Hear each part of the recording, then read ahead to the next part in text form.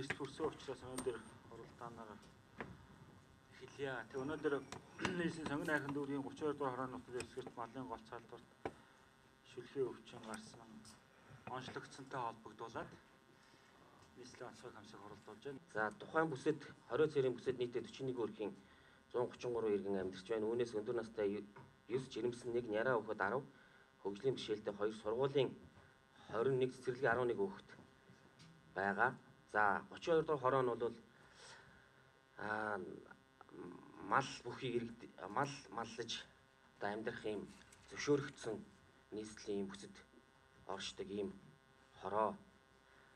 За нэгэнт онш тогтоогдсон учраас зөвлөмжийн дагуу холбогдох арга хэмжээнүүдийг авсан. Тэгээ нийтдээ 5 өхөрт ерөнхий шин тэмдэг өдөрсөн учраас мэргэжлийн алтын газар, за онцгой байдал, за бусад холбогдох хилцэн мэргэжлийн мал эмнэлгийн газрыг байлцуулан 5 одоо өхрийг устгалд оруулсан.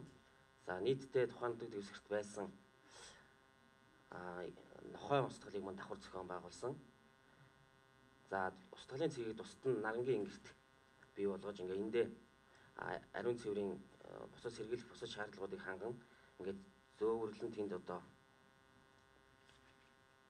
устгалд оруулж байна. За бүсэд бол нийтдээ 69 хүн 45 техникийн хүчин чадлаар ингээд ажиллаж байна. За дүүргийн цагдаагийн хилцүүд болон замын цагдаагийн хилцс, цагдаагийн олон нийтийн аюулгүй байдлыг хангах хилцэн холбогдох хүмүүсийг байлцуулан ингээд үйл ажиллагаа явуулж байна. 20 цэрийн дэглэм тогтоосон. Тухайн бүсээс мал амтан гаргахгүй, за хүн гаргахгүйгээр ингээд тухайн хэсэгт 20 цэрийн дэглэм тогтоосон байгаа. За нийтдээ бол сарын хугацаанд тухайн нөхцөл байдлыг үргэлжлүүлэх шаардлагатай төсвийг бол тусгайлан гаргасан. Нийтдээ нэг тэгээ түүнийг бол тусгайлан одоо хотын дарга онцгой байдлын комиссийн дарга танилцуулна гэсэн ийм байдалтай товчхон мэдээлэл ёо. Тэр хавьд одоо та бол ингэж штэ баг мал эрхэлж амьдрах яг одоо 12 сарын 15-нд нийслэлийн сонгон хайрхан дүүрэн 32 дугаар тоологдсон хөрмөө юм уу биш юм уу? Тэр айлууд чинь одоо юу гэдэг мал аж ахуйн эрхэлсэн бүсгээ та тэнд юу гэдэг бэлчээрийн мал аж ахуй эрхэлж болно гэсэн захирам зөвлөмж ийм гаргасан юм байгаа юм уу? Ерөн сонгон хайрхан дүүргийн малаа гаргах талаар ямар бодлого барьж байгаа? Танаас нодлонгоос хойш шүлхээ салсан биш. За 32 дугаар хороон дээр ямар нэгэн ийм тийм бэлчээрийн мал аж ахуй эрхэлж болно гэсэн тодорхой захирамж бол гаргаагүй. Зүгээр нийслэлийн хэмжээнд малыг гаргах хороодын тоонд бол 32 дугаар хороод бол 32 ороогүй. Зүгээр одоогийн байдлаар тухайн нутаг дэвсгэр дээр маллах нь бол одоо нээлттэй байгаа гэж ойлгож байгаа. За энэ хэсэг дээр буян өгөхийн мал эмнэлгийн газар вакцин жуулт хийсэн. За одоо бол цагдаагийн байгууллага, холбогдох байгууллагууд малын хөдөлгөөний чиглэлээр бол шалгах үйл ажиллагааг явуулж байгаа. Гэхдээ гол үүний хөдөлгөөний асуудлыг шалгаж тогтоох нь бол мал эмнэлгийн газар байгаа. Тэгэхээр энэ шалгалтын ажил явагдаж байгаа. За 11 тухайн Төмөр хот гэдэг хүний энэ суурь дээр бол малын тодорхой шилжилт хөдөлгөөн явагдсан нь бол ерөнхийдөө батлагдсан.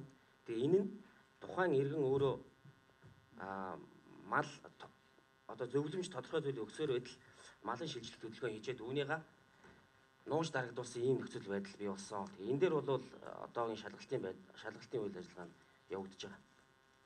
Төв аймгаас шилжилт хөдөлгөөн хийгдсэн. 2 удаагийн тооллогоор өөрсдөө холбогдож одоогор бол нөгөө байцаалт юм авч байгаа. Тэгээ эндээс харахад бол 9 одоо толгой өхрийн хөдөлгөөн энд хийгдсэн. Эндээс явсан болон ирсэн юм байдалтай. Холбогдох зардлуудыг нь гаргаад зарим нь нөгөө гэрээтэй байгууллагуудаас хоол хүнсний асуудлуудыг зохицуулаад тэгээд зардлыг хийж байгаа. За бидний өнөөдрийн байдлаар сарын хугацаанд энэ нөхцөл байдлыг үргэлжилнэ гэх юм бол нэг 156 сая 10.4 сая төгрөгийн тооцоо одоогоор яригдж байна. Гэхдээ энд бол ямар нэгэн ажилтнуудын томилтын зардал бол огт шингээгүй. Зөвхөн ариутгахлын үйл ажиллагаа юм байна. Одоогийн байдлаар өнөөдрийн байдлаар гарцсан байна шүү дээ. Та хэдийг гаргачаад байгаа. За би бол ингэж өвчнөний нь болохоор нэг дүүрэг гаргаж яадаг, мөнгө нь болохоор нийслэл гаргаж яадаг гэж болохгүй зү. Нодлонжонгоор би хэдэн тэрбум мөнгө гаргасан. Одоо та хэдийг гаргачаад байна. Өршин сэргийлэх арга хэмжээнд дүүргээс хэдийг зарсан юм. Дүүргийн засаг даргын нөөц хөрөнгөнөөс одоогийн байдлаар бүх үйл ажиллагааг зарцуулаад санхүүжүүлээд явж байгаа. Яг өнөөдрийнхээ дүн мэдээг аваагүй байна. За 2 хоногийн өмнөх дүн мэдээгээр бол 30 орчим сая төгрөгийг зарцуулсан байгаа. За нийслэлээс тодорхой дэмжлэг нийслэлийн онцгой комиссароос шийдвэрлэл бид бол тэндээ байгаа зарцуулах шаардлагатай байгаа тэр хөрөнгийг зарцуулаад явна гэсэн иймэрхүү байдалтай байна.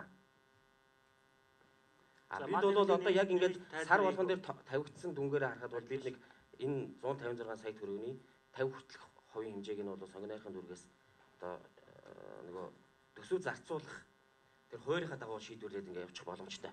Тухайн голомтын буюу одоо с сэжигтэй болоод хязгаарлалтын бүсэд байгаа бүх малыг вакцинжуулалт 100% хийгдсэн байгаа энэ нийт мал дээр.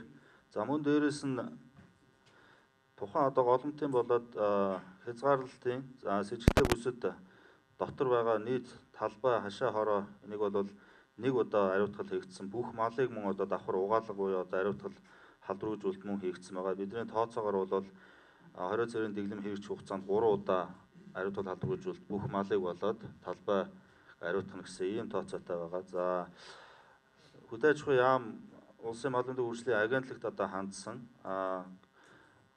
шүлхэн өвчнөө эсрэг вакцинжуулалтын одоо төвшинг титрийг одоо өсгөх товлол вакцинжуулалт бол 5 сарын 1-ээс тавигдсан байсан. Энийг бол бид нэр нийслэлийн хариалтаа байгаа одоо бүх малд шүлхэн өвчнөд одоо мэдрэмтгий бүх малыг вакцинжуулалтанд хамруулна гэсэн төлөвлөгөөтэй.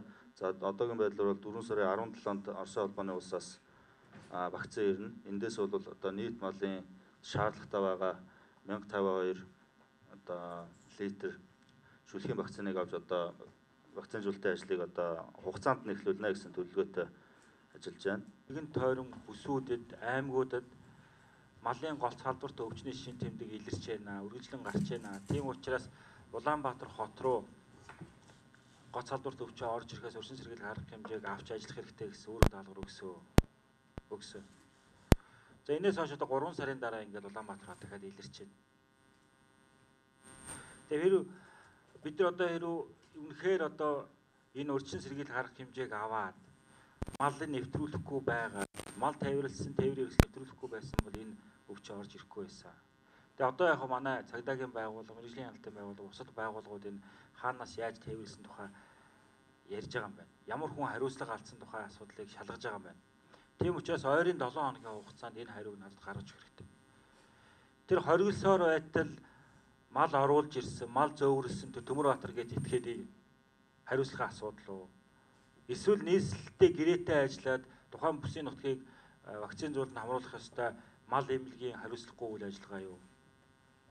Эсвэл энэ пост дээр ажиллаж байгаа цагдаагийн байгууллага, мэргэжлийн хяналтын байгууллага, онцгой байдлын албан хаагчдын ямар нэг урагшгүй үйл ажиллагаатай холбоотойгоор мал тээвэрлсэн, с сэжигтэй бүсээс ирсэн малыг нэвтрүүлсэн ийм байна уу гэдэг надад 7 хоногийн хугацаатай ажлын 5 өдрийн дотор надад эргэж мэдэх хэрэгтэй.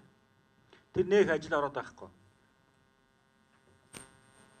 Тэгээ энэ бол хин нэгэн хүний хариуцлагагүй салан задгай байдал, хинэггүй байдлаас үүдсэн ажил шүү дээ.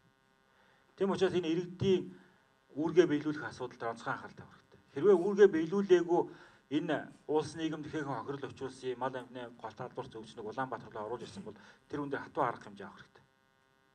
Хоёрдугаар сандаг сүрэн дарга тэр 32 дугаар хорооныхоо тэр нутаг дэвсгэрийг юу цэвэрлэх хэрэгтэй. Надад өгсөн мал эмнэлгийн байгууллага өгсөн мэдээлэлээр бол тэнд онцгой нөхцөл байдал үүссэн байна гэж хэлсэн. Тэнд маш их одоо өрх аж ахуйн нэгжүүд ямар нэгэн одоо 20 цэрийн дэглэм мал аж ахуй эрхлэх зохион байгуулалтгүйгээр гахаан аж ахуй эрхэлж байгаа тийм мэдээлэл өгсөн.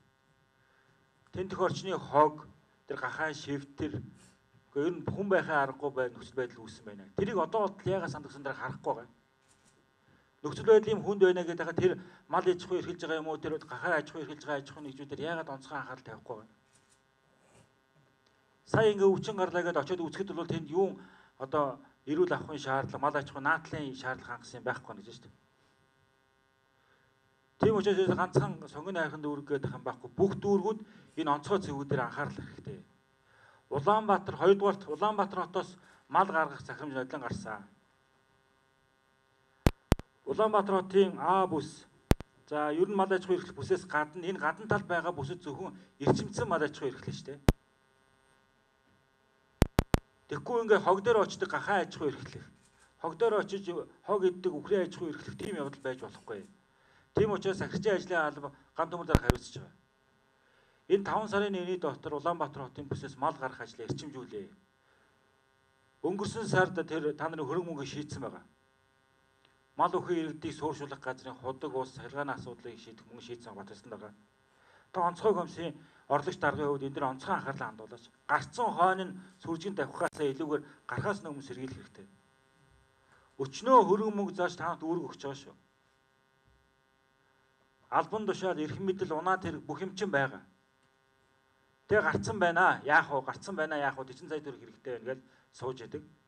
Тэр баахан томилолт хариуцлагын мөнгө араас нь гаргадаг. Энэ байдлаа болил доо.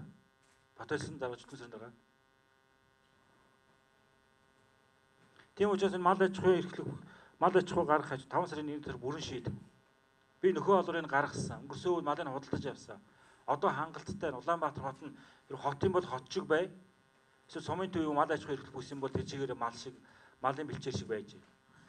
Тэгээ энд хүн амьдрах ёстой. Энд нь 1 сая 300 мянган хүний аюулгүй байдлыг хангах ёстой гэж байгаа бол Улаанбаатар хотын бүсээс малаа гарга. Би хөрөнгө мөнгө шийдэж өгсөн.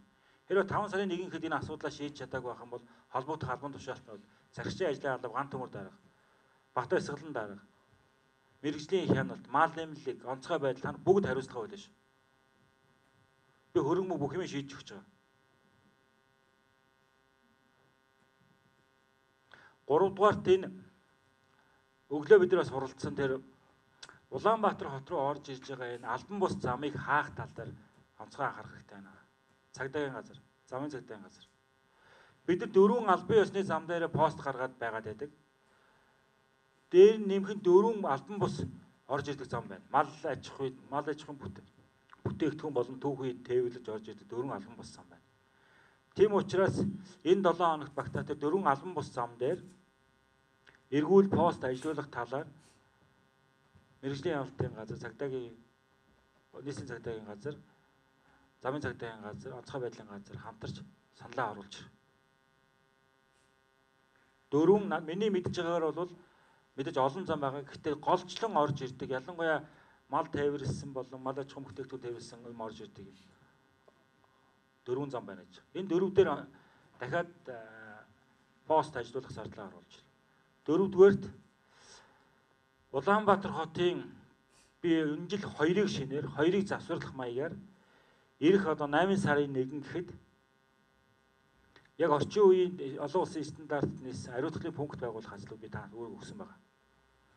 Маш хурдан хугацаанд зураг төслийг хийгээд тендерийг зарлаад өвлийн хас 30 градус, зуны нэмэх 30 градус чилсэн том оврын машин, ачаатай автомашин ариутгах бүрэн хүчин чадалтай, мал атсан машин ариутгах бүрэн хүчин чадалтай пунктыг ашиглалтанд оруулах 2-ыг шар хувийн дөрвөлж дээрх болон багнуурын хилэнгийн гүүрэн дээрх 2-ыг засах хэрэгтэй.